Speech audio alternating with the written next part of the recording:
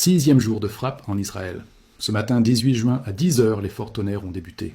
Les événements évoluant très rapidement, j'ai choisi de vous informer ce soir. Comme d'habitude, les médias occidentaux ont commencé la journée par une désinformation majeure. Ils ont affirmé que l'Iran avait frappé un hôpital abritant des civils. En réalité, l'Iran a ciblé le complexe du renseignement israélien, Salman, ainsi que des sites technologiques avoisinants. Les bâtiments autour de l'hôpital ont été touchés, causant une onde de choc qui a brisé ses vitres. Rien de plus. Rappelons aussi que cet hôpital abrite des installations militaires, contrairement aux récits qu'on tente de nous imposer. Cette situation illustre clairement un écart éthique et moral entre l'Iran et l'entité israélienne. Israël pratique régulièrement ces méthodes, pas l'Iran. Cessez donc de suivre ces médias trompeurs. Parmi les autres cibles touchées, la bourse de Tel Aviv, le quartier technologique. La résidence du Premier ministre, réduite soufflée comme une boîte en carton. Netanyahou paniqué, n'arrête pas de courir dans son trou à chaque alerte comme on peut le voir sur cette image.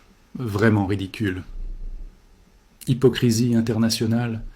L'ONU dénonce soudain la frappe de l'hôpital, alors qu'elle fermait les yeux quand Israël détruisait la Palestine et attaquait ses voisins. Aujourd'hui, Israël a frappé l'Iran en premier. Et lorsque l'Iran riposte, le monde s'indigne. 2 poids, 2 mesures. On veut donner l'image d'un Israël qui se défend, mais c'est l'inverse. L'Iran se protège. Efficacité militaire.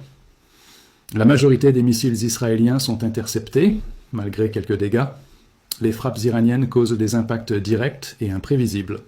L'Iran a testé un nouveau missile porté, 2000 km, manœuvrable même en phase terminale, vrai cauchemar pour Israël. Et Trump, en colère rouge. Trump menace d'intervenir si Iran poursuit avec ses frappes, au fond de lui bien conscient des avancées des missiles iraniens. Ces déclarations incohérentes qu'il peut déclarer une chose et son contraire le lendemain. Poutine prévient Washington. Laissez Israël récolter ce qu'il a semé, n'empêchez pas l'Iran de se défendre. L'homme au pantalon nucléaire, Kim Jong-un, furieux, envoie 100 missiles balistiques à l'Iran. Les Occidentaux le craignent, tant qu'ils n'osent même pas le citer.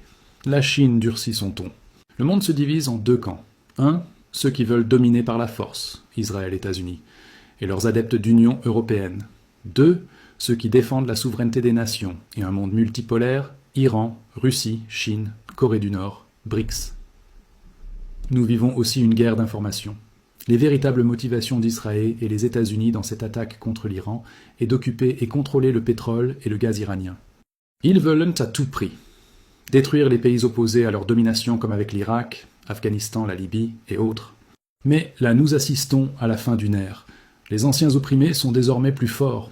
Conscients de leur déclin, Israël et les États-Unis cherchent à déclencher une 3e guerre mondiale pour plonger le monde dans le chaos et faire tout repartir à zéro. Mais le monde a totalement changé, ils sont encore dans leur nostalgie des années 80, ils se croient dans leur monde hollywoodien, ils s'effondreront eux-mêmes.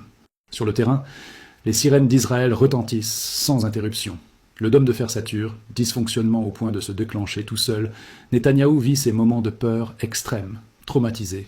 Il perd son sommeil, sursaute aux moindres explosions. Même son peuple se lève contre lui. Certains pilotes terrifiés au combat par la destruction du 4e F-35 depuis le début du combat, ils réalisent enfin que leurs avions n'est qu'un mythe et leur matériel obsolète. Et pour conclure, personne n'aime la guerre, mais face à leurs actes d'atrocité, la fermeté est parfois importante pour arracher le respect et considération. Netanyahou mérite une leçon sévère pour ses crimes. Il a semé et il récolte les conséquences à la bonne saison.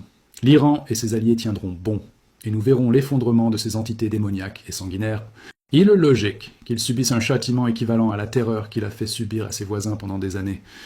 Je pense que c'est bien fait pour lui. À suivre.